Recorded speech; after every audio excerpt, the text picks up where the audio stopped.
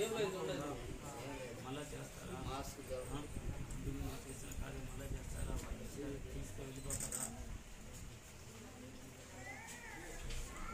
అన్నాడు. యేసు తన యొక్క అపోస్తలులకు ఆజ్ఞ ఇచ్చిన రీతిగా మీరు బయలుదేరి వెళ్ళి సమస్త జనులు కూడా స్వార్థను ప్రకటించి వారందరినీ కూడా శిష్యులుగా మార్చి తండ్రి కుమారుడు పరిశుద్ధ ఆత్మనామమున బాప్తిస్మం ఇచ్చు నేను మీకు ఉపదేశించిన సమస్తను కూడా వారు గైకొని జీవించడానికి వారు బోధించని చెప్పి ఆజ్ఞ ప్రకారంగా సహోదరు యోహాను నీకు తండ్రి కుమారుడు పరిశుద్ధాత్మ నామమున నీటి మూలంగా బాప్తిస్మం ఇస్తున్నాను.